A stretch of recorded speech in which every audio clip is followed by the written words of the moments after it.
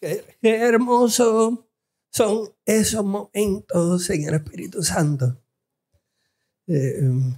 Mientras me sentaba y le pedí al Espíritu Santo que no permitieran que las distracciones nos desenfocaran de lo que es importante. Y es Él, es Jesús. Son las palabras de vida eterna. Y si esta es la primera vez que nos visitas, quisiera darte la bienvenida a la Iglesia Teópolis. Mi nombre es Pastor Sammy y hoy nos encontramos en el segundo episodio de una serie que se llama Caminando en el Espíritu. Y en el primer episodio, Nicole nos enseñó el fundamento teológico del Espíritu Santo como persona.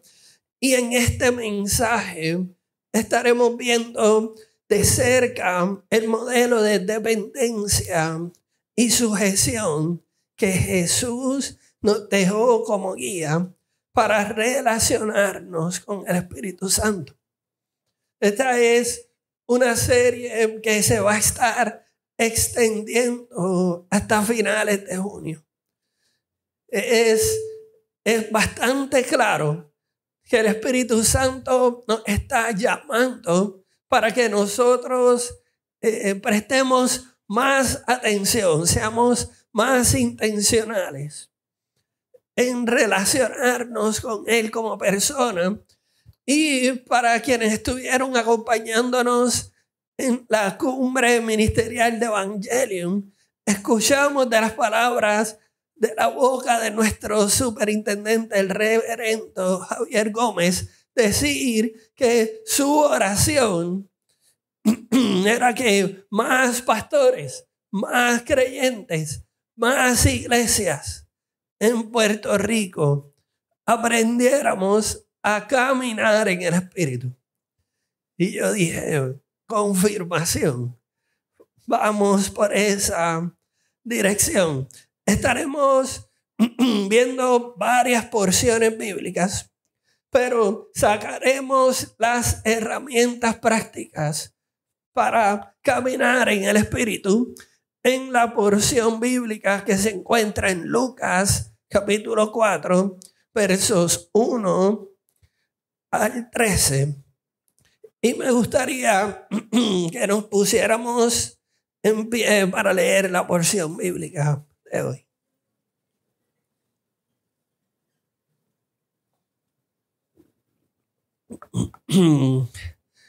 Lee Lucas capítulo 4 de la siguiente manera.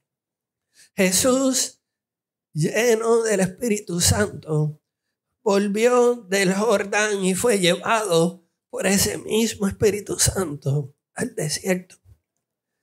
Allí estuvo 40 días y fue tentado por el diablo.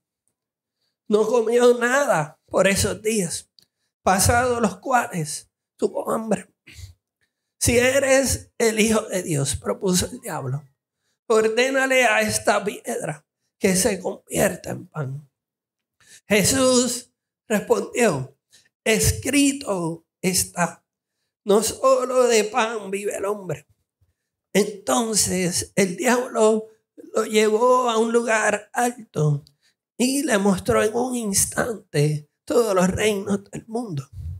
Sobre estos reinos y todo su esplendor, le dijo, te daré la autoridad, porque a mí me ha sido entregada y puedo dársela a quien yo quiera.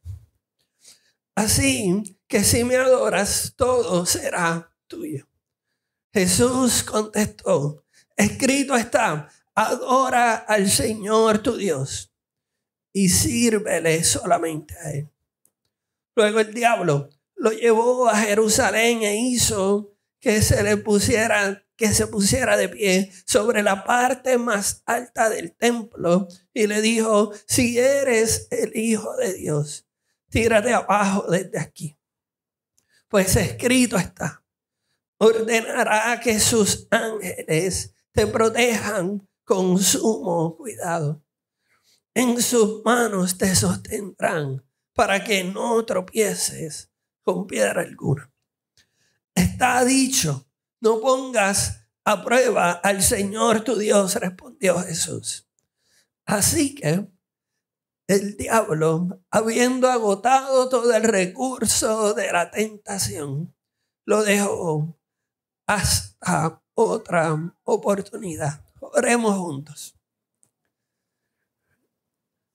Espíritu Santo, llénanos de tal manera que podamos hacer nuestras las herramientas que Jesús nos dejó como modelo. Que podamos resistir al diablo y sus tentaciones, sus maquinaciones. Que podamos caminar en el Espíritu. En el nombre de Jesús, amén. Pueden tomar asiento. ¿Alguna vez te has preguntado por qué a veces parece que hay tanta distancia entre lo que creemos y cómo vivimos?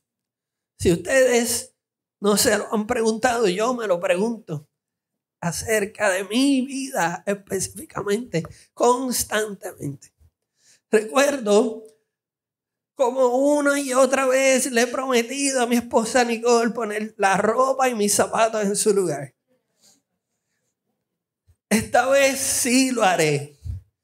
Le digo con toda sinceridad, con todas las ganas.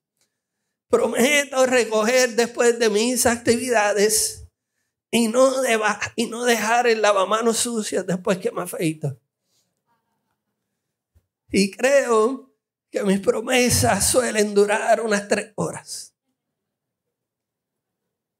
Pero lo que me consuela es que ninguno de los dos se da por vencido.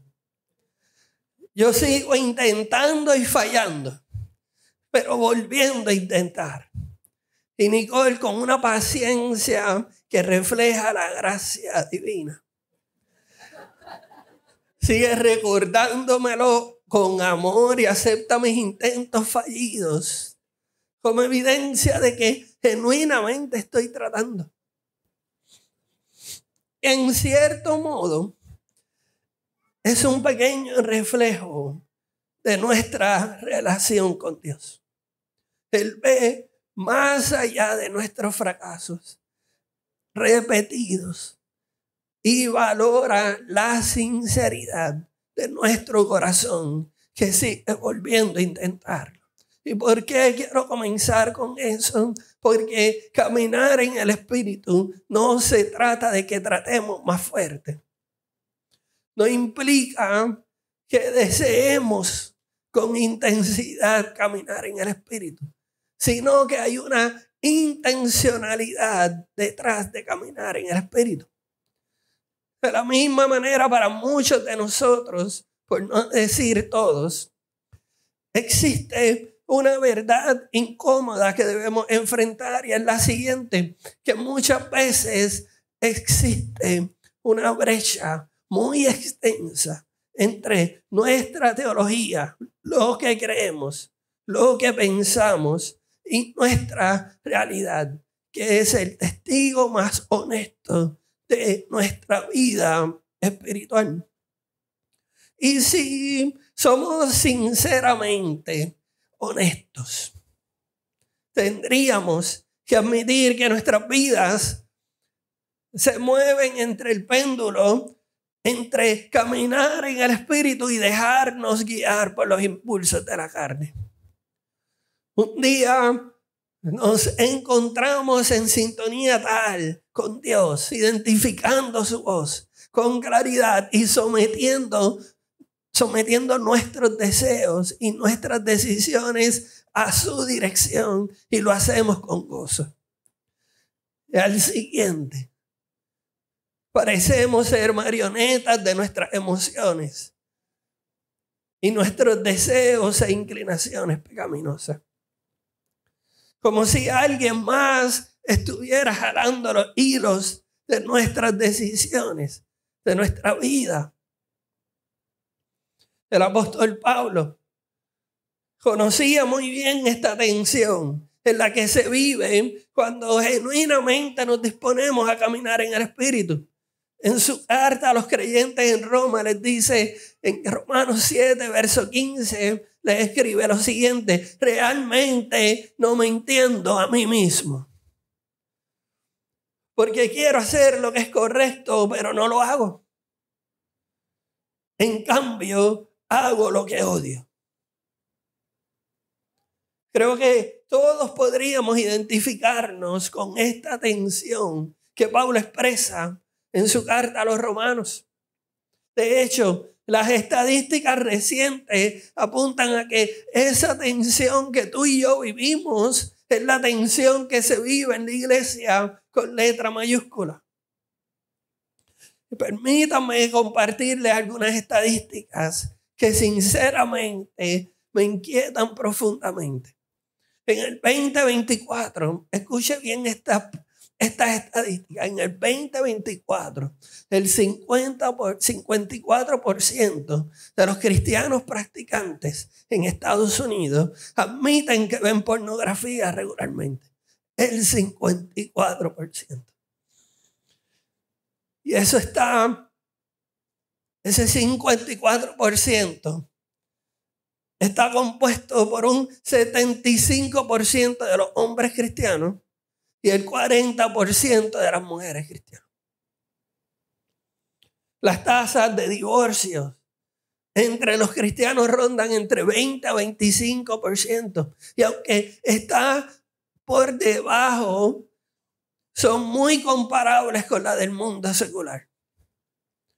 Y solo el 38% de quienes se identifican como cristianos leen la Biblia regularmente. ¿Qué está pasando aquí? Si el Espíritu Santo es real y vive en toda persona que ha profesado a Jesús como Salvador y Señor, ¿por qué hay tanta historia de perversión en la iglesia? ¿Por qué hay tanta perversión en mi corazón? Y creo que la respuesta se encuentra en lo que Pablo llama el cristianismo carnal. En 1 Corintios, capítulo 3, del 1 al 3. Apunten eso. 1 Corintios, capítulo 3. Pablo describe el cristianismo carnal como una condición en donde, aunque tenemos el Espíritu Santo de Dios, seguimos viviendo según los impulsos de la carne. Es conocimiento sin aplicación. Es asistencia a la iglesia sin transformación. Es confesar a Cristo como Señor, pero viviendo como si nosotros fuéramos los señores de nuestra vida. Y déjenme ser completamente transparente. Hay momentos en mi vida en la que me miro al espejo y me pregunto, ¿eres realmente diferente por ser cristiano? ¿Estás realmente siendo transformado? Y hay días en la que la respuesta sincera me asusta. Creo que todos somos y podemos identificarnos con temporadas en las que asistimos a la iglesia, pero no hay crecimiento espiritual. Que podemos citar la Biblia, pero nuestras vidas contradicen esa enseñanza. ¿Cómo podemos salir de vivir estancados en el cristianismo guiado por la carne y hacer la transición a caminar en el Espíritu? De eso se trata este episodio. Hoy vamos a buscar esas respuestas examinando esos dos textos muy importantes. Lucas capítulo 4 y Romanos capítulo 7. Abramos nuestras Biblias para todo aquel que las tenga, y si no las puede leer de la pantalla, porque vamos a ir porción por porción. dice el verso 1 y 2, Jesús, lleno del Espíritu Santo, volvió del Jordán y fue llevado por el Espíritu. ¿A dónde? Allí estuvo 40 días y fue tentado por el diablo. No comió nada durante esos días, pasados los cuales tuvo hambre. La primera vez que leí este pasaje, algo me resultó muy extraño. Y es que Jesús, en el capítulo previo, acababa de ser bautizado. La voz del Padre había sonado desde el cielo como un estruendo. La paloma, el Espíritu Santo como paloma, había descendido sobre él. ¿Y a dónde lo lleva el Espíritu? Bueno, a un retiro espiritual en un hotel de 5 estrellas. No. A una gira triunfal por toda Galilea para decir, este es el Hijo ungido de Dios. No. Lo lleva directamente al desierto, a ayunar, a ser tentado, a sufrir hambre.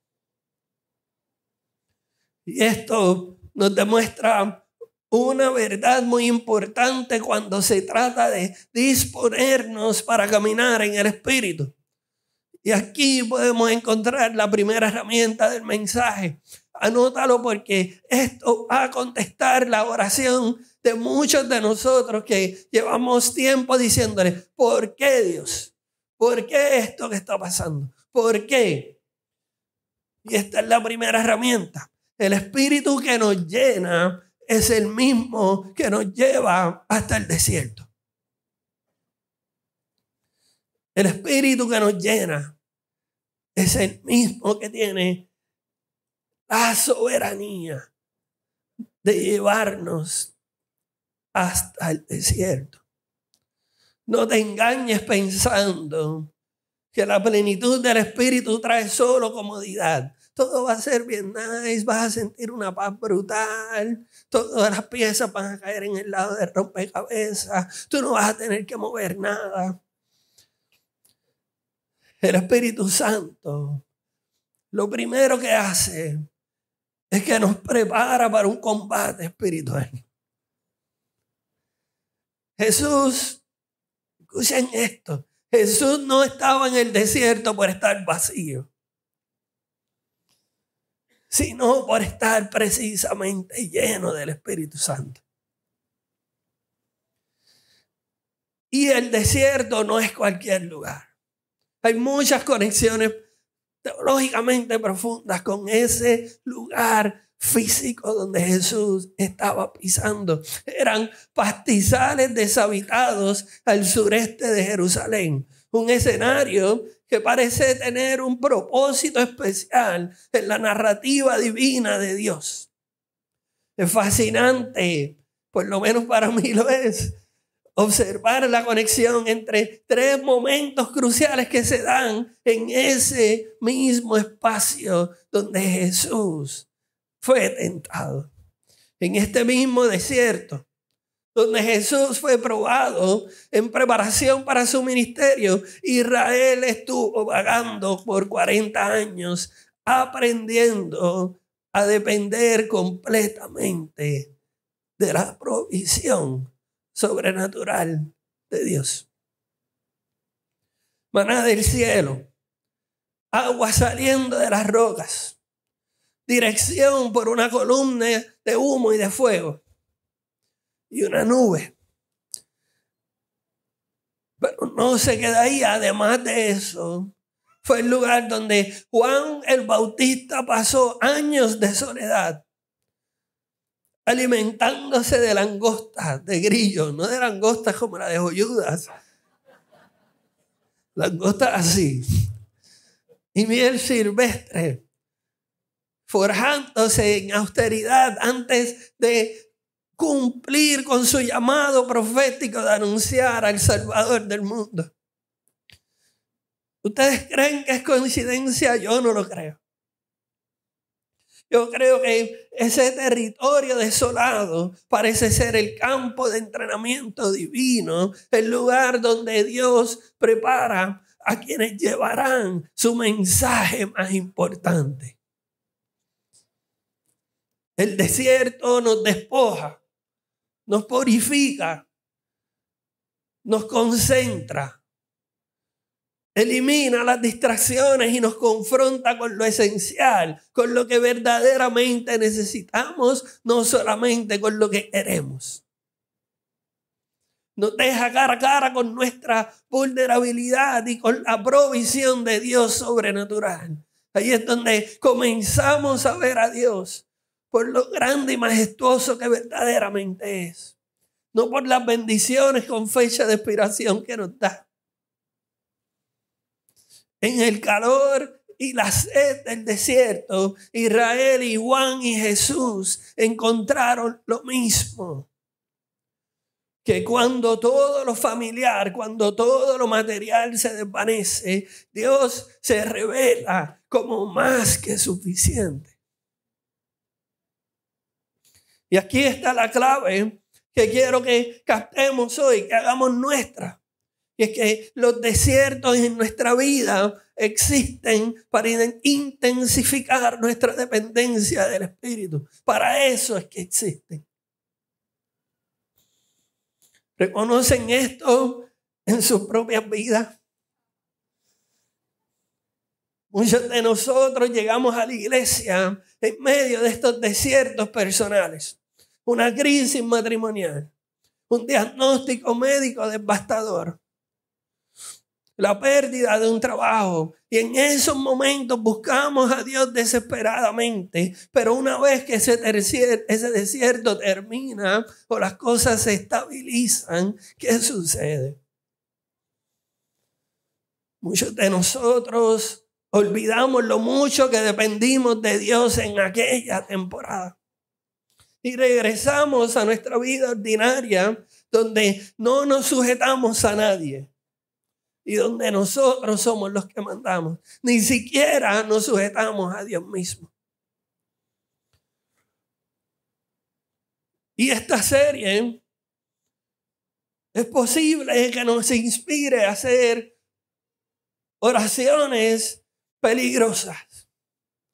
Oraciones como: Espíritu Santo, llena mi vida.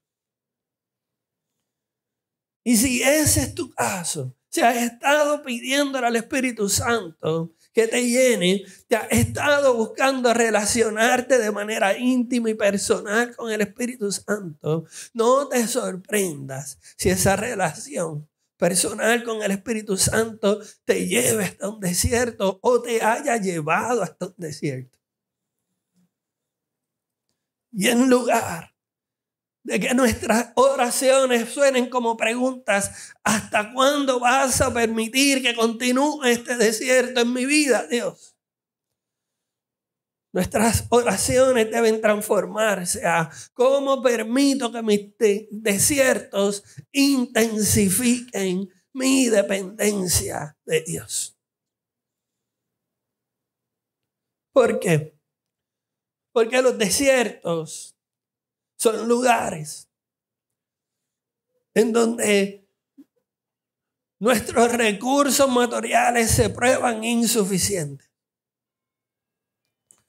Nuestras motivaciones salen a la luz. Nuestras motivaciones internas salen a la luz y se exponen. Nuestros ídolos tienen que ser sacrificados. Y en el verso 2 nos deja saber que por 40 días Jesús ayunó completamente. Pero tengan en cuenta que en el judaísmo el ayuno no era simplemente una autodisciplina, era una práctica para sensibilizar el discernimiento espiritual. Era algo que la gente, que los creyentes tenían que hacer. Era esperado que si eres creyente, pues tú ayunas. No necesariamente el contexto de hoy. Pero permítanme compartirles algo que me impactó profundamente. Jesús, en aquel momento, tenía el estómago vacío, pero estaba lleno del Espíritu Santo. Y nosotros, en cambio, Vivimos vidas enteras con estómagos llenos y un vacío del Espíritu Santo abismal. No es para reflexionar.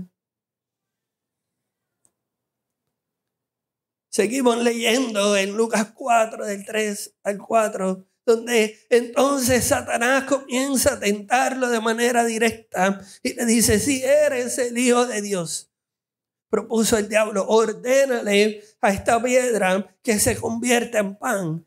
Y Jesús respondió: escrito está, no solo de pan vive el hombre, sino de toda palabra que sale de la boca de Dios. Herramienta número 2. Y aquí es donde la mayoría de nosotros nos colgamos, así que anótela. Herramienta número 2. Debemos sustituir nuestra hambre por cosas creadas, por el hambre del Creador. Dice creadas, pero es creadas, créanme. Debemos sustituir nuestra hambre por cosas creadas, por el hambre del Creador. ¿A qué me refiero? Vamos a analizar esta porción. Un momento. Jesús lleva 40 días sin comer. El hambre es real, física, dolorosa. Y la tentación es sutil. Si eres el Hijo de Dios, Satanás no cuestiona. Si Jesús puede convertir piedras en pan, cuestiona si realmente es quien dice ser. Cuestiona lo que el Padre había dicho acerca de él hace unos versos más atrás en el capítulo anterior. Y la estrategia más efectiva de Satanás para Jesús y para nosotros desde el jardín en el Edén no está en tentarnos con lo obviamente malo, sino ofrecernos lo bueno en el momento equivocado o por el camino incorrecto. La tentación era básicamente esta. Si tú eres el Mesías, ya que tú eres el Mesías, digamos que tú eres el Mesías, ¿por qué te estás privando tanto en este desierto? Haz algo por ti mismo. ¿Les suena esto familiar? La misma tentación nos viene a nosotros. Si eres un hijo de Dios, ¿por qué están sucediendo cosas tan difíciles en tu vida? Cuando comienzas a hacer algo por ti mismo que te beneficie a ti. Jesús no cayó en aquella tentación, pero ¿saben qué hacemos nosotros? Caemos inmediatamente, incluyendo a los pastores. Y cuando lo hacemos, experimentamos lo que Pablo describe en Romanos 7, del 18 al 19. Yo sé que en mí, es decir, en mi naturaleza pecaminosa, no existe nada bueno. Quiero hacer lo que es correcto, pero no puedo. Quiero hacer lo que es bueno, pero no lo hago. No quiero hacer lo que está mal, pero igual lo termino haciendo. Recientemente he estado retomando correr como mi ejercicio regular. Es algo que me propuse en el 2025. Y comencé en enero en una pista de grama que resultó ser perfecta para mis pies que ya se habían olvidado del impacto de correr en el cemento y en la brea. Pero algo cambió a finales de febrero. Empecé a correr con un grupo pequeño de hermanos de la iglesia y eso transformó completamente mi perspectiva sobre lo que podría lograr. Mientras corría solo, me conformaba con mis dos millitas habituales que corría, seguidas de un entrenamiento de resistencia algo duro. Pero esta era mi zona segura. Esto era lo que ya yo sabía que podía hacer. Pero en el chat del grupo empezaron a hablar de participar en carreras de 5 kilómetros. Y recuerdo que cuando la leía dije, hace más de 15 años que yo no corro un 5K. Yo definitivamente no estoy listo para eso ahora mismo. Sin embargo, la semana pasada, esta semana, me encontré haciendo por primera vez una carrera por las calles de Hormiguero, el lugar donde vivo. Y el recorrido incluía varias cuestas empinadas, así que me dije a mí mismo, yo tengo que hacer una estrategia que me sirva para esto. Era simple pero profunda a la misma vez. Un paso a la vez, sin prisa. Un paso a la vez y sin prisa. Corriendo como principiante. Mantuve el ritmo lento pero constante. Y para mi asombro, terminé corriendo 4.25 millas, lo que equivale a casi 7 kilómetros. Sobrepasando lo que yo creía que era posible para mí. Y esta experiencia me ha enseñado dos verdades poderosas que podemos aplicar directamente a caminar en el Espíritu. Primero, que no es hasta que salimos de nuestra área de comodidad y que nos rodeamos con personas que te empujen fuera de esa área de comodidad, que realmente descubrimos lo que somos capaces de soportar.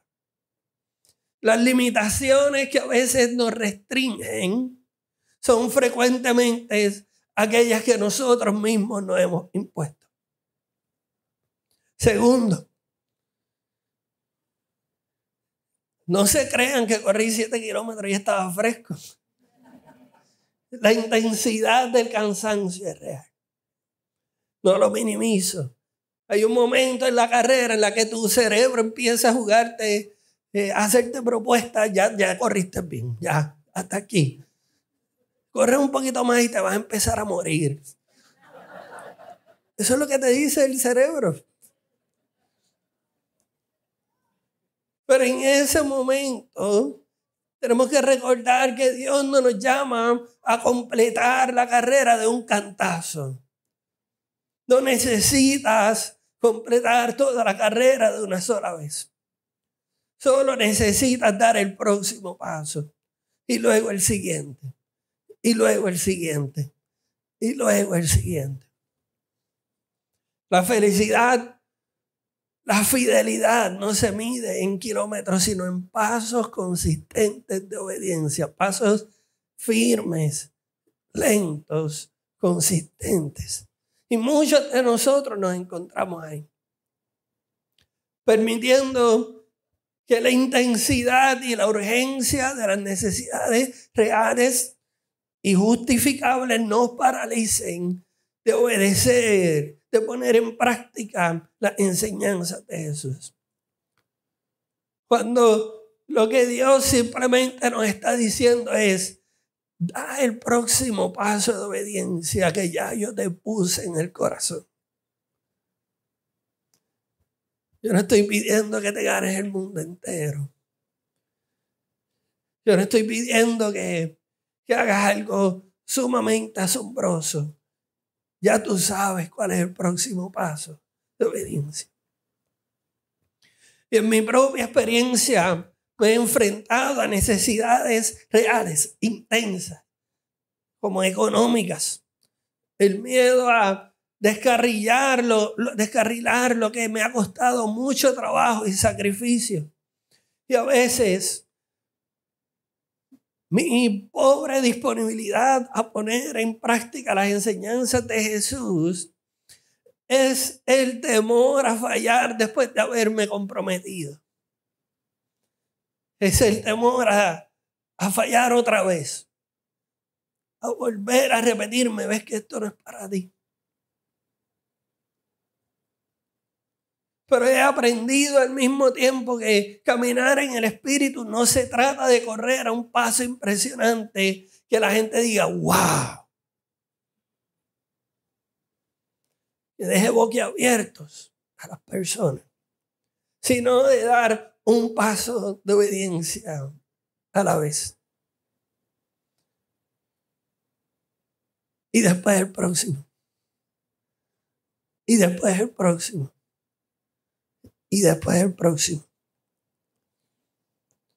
Con el tiempo también he aprendido que por más intensa que sea nuestra hambre y necesidad por cosas materiales, y créanme, sé lo intensa que puede ser. Yo sé lo que es tener que escoger entre pagar la luz y el agua o comprar los próximos pañales y la leche de mi hijo. Yo lo sé.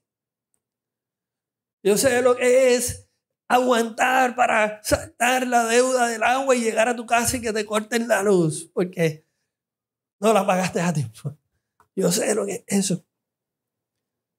Créanme, yo sé lo intensas que pueden ser las necesidades que nos están llenando de ansiedad, que nos están diciendo esto es urgente, que tú necesitas dejar de obedecer a Dios para hacer esto. Pero quiero que recuerden esta verdad fundamental que he aprendido, es que saciar nuestra profunda hambre de eternidad jamás será posible si pretendemos alimentar nuestras almas con cosas creadas en lugar del Creador y su palabra.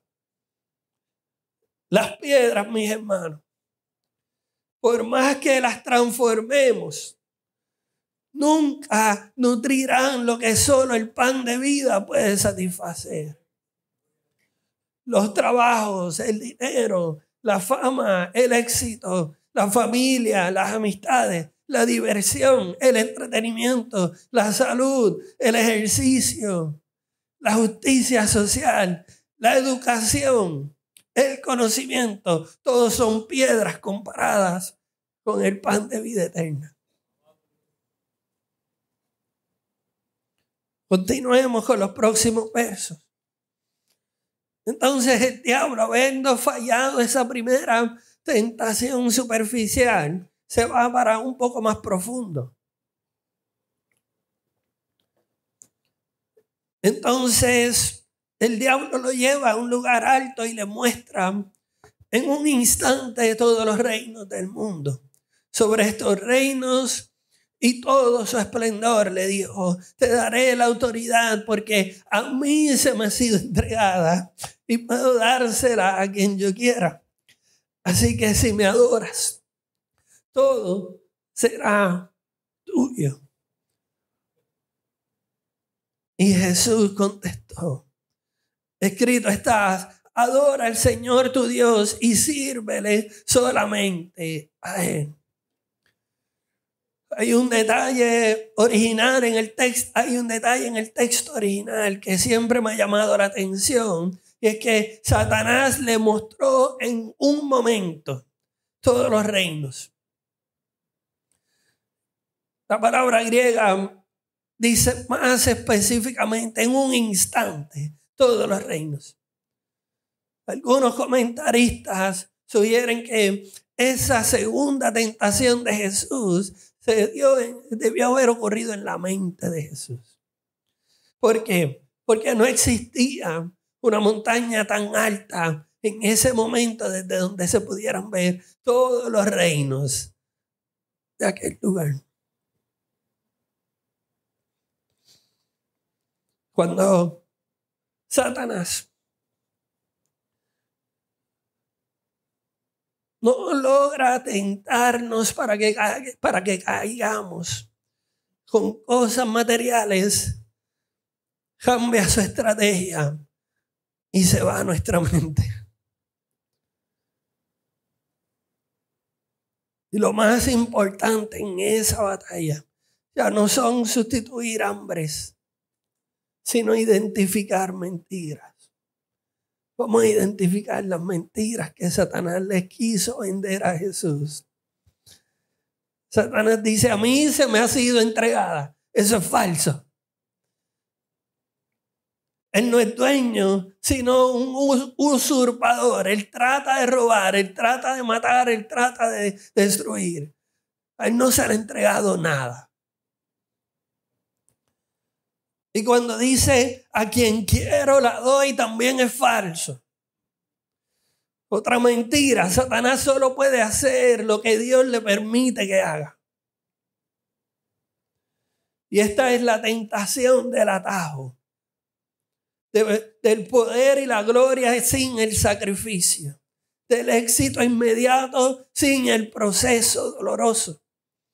Y aquí Pablo nos ayuda nuevamente a darle palabras a esta tensión en la que vivimos en los versos 22 y 23, cuando escribe: amo la ley de Dios con todo mi corazón. No se trata de que no amo a Dios. No se trata de que no quiero obedecer a Dios. Pero hay otro poder dentro de mí que está en guerra con mi mente. Ese poder me esclaviza al pecado que todavía está dentro de mí. Ese es el plantador de todas las iglesias del Nuevo Testamento. Ese es el autor de toda la teología de la gracia, de toda la teología contemporánea que nosotros tenemos. Y ese pastor de pastores, plantador de plantadores, admite que está fundamentalmente roto en su corazón y en su mente. Si nosotros queremos proponernos hacer iglesias que caminan en el Espíritu, tenemos que comenzar a practicar la vulnerabilidad y dejar de escondernos detrás de las máscaras. Que no pasa nada, todo está bien. Aquí en Victoria. Mis hermanos, porque aquí es donde caminar en el Espíritu prueba a ser tan difícil para nuestra humanidad caída, porque cada vez que me someto o me sujeto a caminar en el Espíritu, me someto simultáneamente a caminar el camino de la cruz. Quiero que este pensamiento se grabe profundamente en sus corazones. No existen atajos que nos eviten el camino a la cruz si deseamos caminar en el Espíritu. Y ese camino Jesús lo trazó para cada uno de sus discípulos. Vivimos en una cultura obsesionada con la comodidad, donde las aplicaciones de nuestros teléfonos nos promueven a enviar cualquier cosa, nos prometen enviar cualquier cosa que deseemos directamente a nuestra puerta. Donde la tecnología está diseñada para eliminar la fricción y la incomodidad. Donde el mensaje es sutil, pero se ha ido grabando en lo interno de cada uno de nosotros. Y es el siguiente: merecen lo mejor ahora mismo, sin esperar y sin sufrir definitivamente. Y luego abrimos las Escrituras y encontramos un mensaje radicalmente diferente y radicalmente contracultural. Si te niegas a tomar tu cruz y seguirme, no eres digno de ser mío. Palabras de Jesús. La invitación al reino siempre ha sido clara. Habrán sacrificios que tendremos que hacer. Nos va a costar, pero recordemos tener la perspectiva correcta, porque a Jesús le costó hasta la última gota de su sangre. Le costó ser despreciado por aquellos a quien vino a salvar. Le costó ser traicionado por sus amigos cercanos.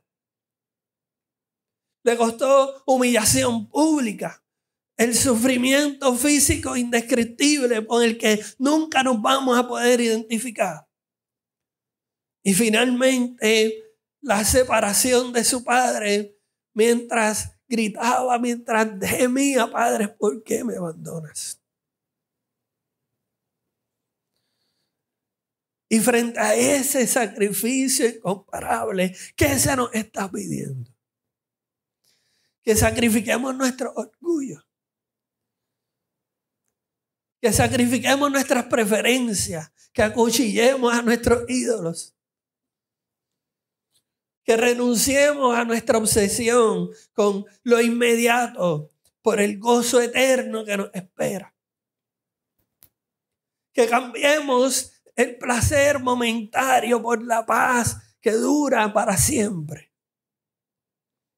Que intercambiemos nuestra pequeña corona de autosuficiencia por la gloria incorruptible que Él ha preparado para nosotros.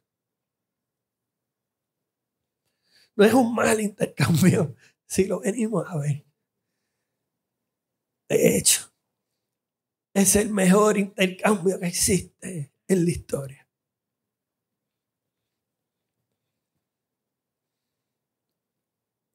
Así que otra estrategia fallida del diablo. Así que la mueve, se va a la próxima tentación en los versos de 9 al 12. Luego el diablo lo lleva a Jerusalén e hizo que se pusiera de pie sobre la parte más alta del templo y le dijo: si eres el Hijo de Dios, tírate abajo desde aquí, pues escrito está: ordena que tus ángeles te protejan, ordenará que sus ángeles te protejan con sumo cuidado. En sus manos te sostendrán para que no tropieces con piedra alguna. Y Jesús le responde de manera magistral y contundente: también está escrito que no pongas a prueba al Señor tu Dios. Y aquí nos lleva a la herramienta número 4 y es escudriñar y vivir la palabra de Dios. Escudriñar y vivir la palabra de Dios.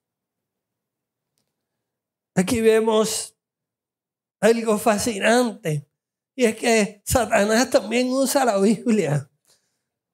Cita el Salmo 91, pero ligeramente mal citado y un poco fuera de contexto. Omite la palabra que dice: para que te guarden en todos tus caminos, es decir, en los caminos de Dios, en lugar de nuestra propia insensatez. Dios nunca prometió guardarnos en todos los caminos que escojamos. Él fue específico: yo te voy a guardar en mi camino. La manipulación de la escritura no es solo un problema del diablo, como todos ya hemos visto. Es la práctica preferida de los cristianos carnales. Usan versículos fuera de contexto para justificar su desobediencia y luego esperan que Dios los rescate de las consecuencias de sus decisiones imprudentes. La verdadera fe no pone a prueba a Dios, confía en Él cuando su intervención parece el camino estrecho. Y esto nos conecta con lo que Pablo dice, yo me lo imagino como un grito desesperado en Romanos 7. Soy un pobre desgraciado. ¿Quién me libertará de esta vida dominada por el pecado y la muerte? Gracias a Dios, la respuesta está en Jesucristo, nuestro Señor. Así que ya ven, en mi mente de verdad quiero obedecer la ley de Dios, pero a causa de mi naturaleza pecaminosa soy esclavo del pecado. Muchos cristianos usamos la gracia como excusa para continuar practicando el pecado. Esperamos que Dios nos libre de las consecuencias. Dios me perdonará. Dios es amor, Dios es misericordia. Nos decimos mientras practicamos, mientras planificamos deliberadamente cómo volveremos a desobedecer. Y luego, como Pablo, nos lamentamos, miserable de mí. Pero aquí está la esperanza. Ahí está en la próxima oración. La salida no está en nuestras propias fuerzas, sino en Cristo. En esos momentos debemos preguntarnos si estamos usando la gracia como excusa para pecar o si estoy permitiendo que la gracia transformadora de Dios se vea reflejada en mis acciones y manera de vivir. Y terminamos entonces con el verso 13. Esta es mi oración para cada uno de nosotros que nos hemos propuesto a caminar en el Espíritu. Y es que ocurra exactamente lo que ocurrió en el verso 13. Así que el diablo, habiendo agotado todo recurso de tentación, lo dejó hasta otra oportunidad.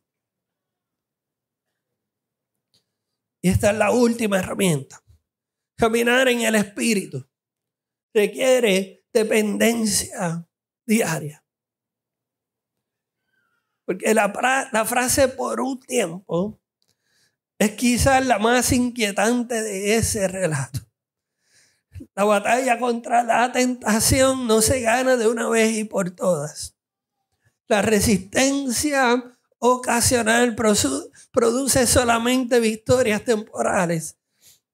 Y es el caminar diario en el Espíritu lo que nos sostiene cuando el enemigo regresa en nuestro momento más vulnerable.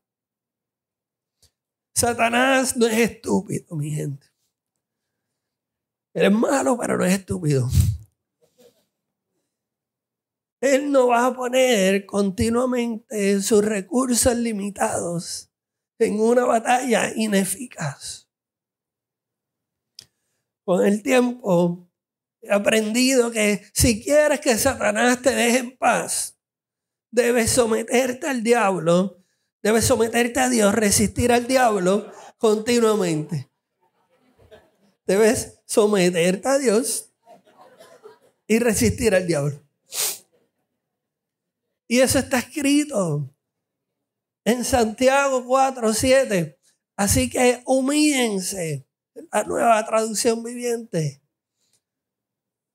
Así que humíllense, que se traduce en sométanse en otras versiones, delante de Dios. Resistan al diablo. ¿Y qué pasa? Me pregunto si habrá momentos, si hay temporadas en las que estoy constantemente siendo atacado por Satanás porque resisto tampoco al diablo. Porque ahí es donde vemos la transición entre los gritos desesperados y la tensión difícil que se vive cuando nos proponemos a caminar en el Espíritu. Y ese es Romanos capítulo 7. Pero Romanos capítulo 8 toma un giro esperanzador para nuestras vidas. Dice en los versos, por tanto, versos 1 y 2. Por lo tanto, ya no hay condenación para los que pertenecen a Cristo Jesús. Y porque ustedes pertenecen a Él, el poder del Espíritu Santo que da vida los ha libertado del poder del pecado que lleva a la muerte. Romanos 7 describe nuestra lucha. Pero el capítulo 8 nos demuestra que nuestra lucha nunca fue diseñada para ser nuestra morada permanente. Pienso que hay temporadas en las que convertimos nuestro campamento temporal en una residencia fija donde somos tentados.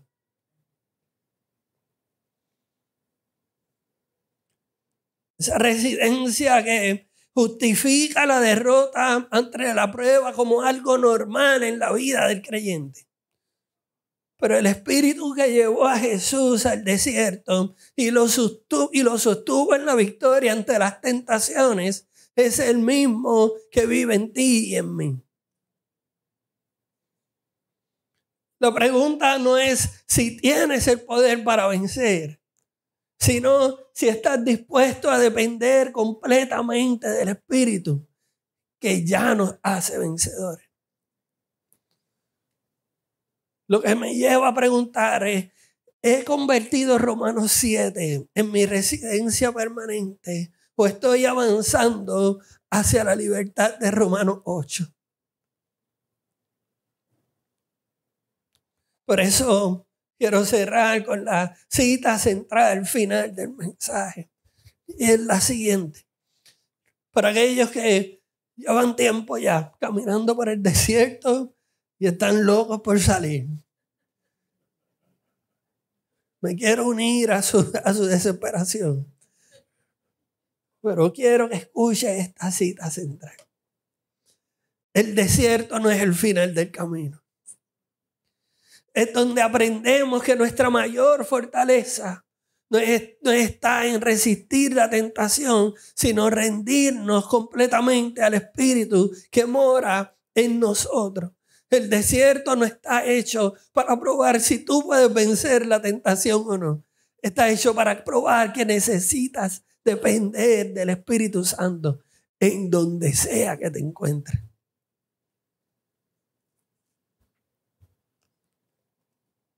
Creo que hay una invitación clara del Espíritu Santo a salir de nuestro cristianismo carnal hacia el cristianismo empoderado por caminar, por escuchar, por dejarnos dirigir por el Espíritu Santo. ¿Cómo pasamos de la tensión de Romanos 7 a experimentar la libertad verdadera de Romanos 8? Porque ese es el dilema del cristianismo carnal. Es vivir permanentemente en Romanos 7, cuando el Espíritu lo que quiere es que hagamos la transición a Romanos 8. Usando una oración que el pueblo judío acostumbraba a orar de manera corporativa. Creo que el Salmo 32, versos 3 al 5 nos da una pista de cómo hacemos eso. Porque el primer paso para salir de nuestro cristianismo carnal es el arrepentimiento honesto. No es solo decir, lo siento a Dios mientras planeamos nuestro próximo pecado, sino un quebrantamiento genuino que conduce a un cambio de dirección, que conduce a ese próximo paso de obediencia. Y la pregunta que debemos hacernos como iglesia es si seguiremos encubriendo nuestro pecado al costo de nuestras almas y del gozo de la salvación. Seguiremos, y quiero ser claro teológicamente en esto, ¿dónde estoy parado en esto? Aquí no se está jugando nuestro futuro eterno, aunque existen pasajes bíblicos los que pudiéramos argumentar una cosa o la otra. Aquí no se está jugando el que vayas para el infierno. Quiero ser directo. Aquí lo que se está jugando en nuestro tiempo limitado desde este lado de la eternidad, donde como creyentes Dios ha preparado que nosotros experimentemos lo que sucede en el cielo, aquí en la tierra. Y nuestra pobre disposición de caminar en el Espíritu nos sigue dando la experiencia del infierno de este lado de la eternidad. Y creo que a eso es lo que apunta esencialmente el camino estrecho y el camino amplio. Yo creo que si nosotros adoptamos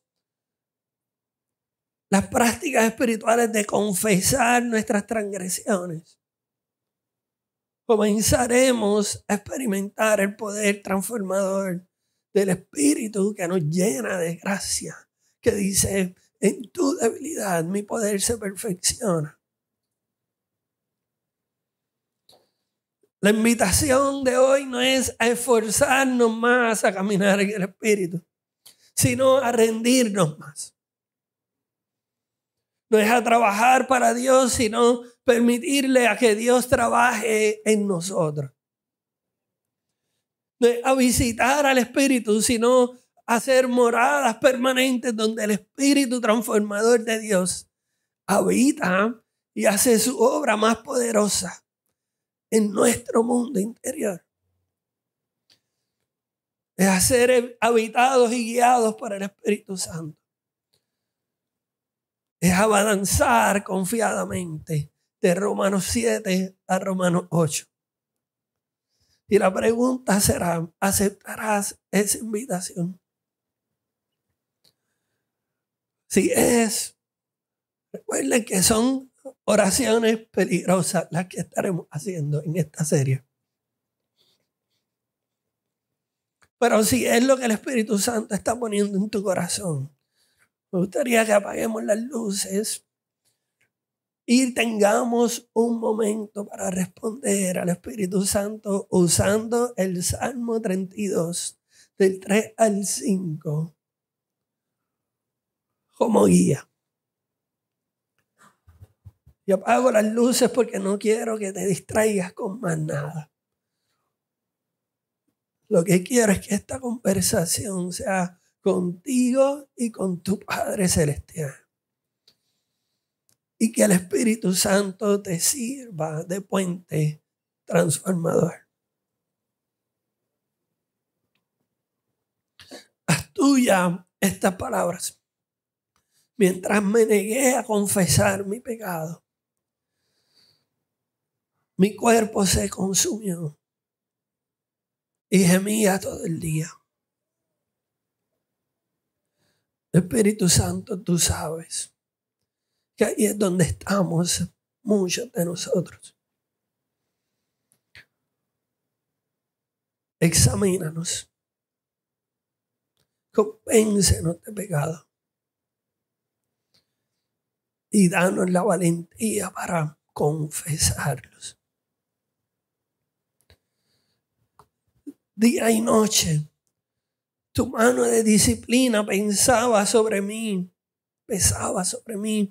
Mi fuerza se evaporó como agua al calor del verano.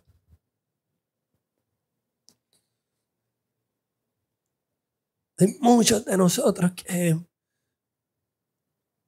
el enemigo ha querido vendernos la verdad de que no tenemos fuerza suficiente, no tenemos voluntad suficiente para obedecer a Dios. Pensamos que nuestras fuerzas se han evaporado. Espíritu Santo, ayúdanos a depender de ti. Pon en nosotros el querer como el hacer.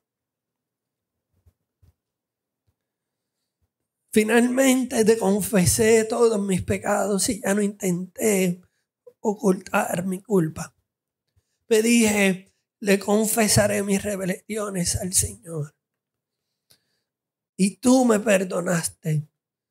Toda mi culpa desapareció.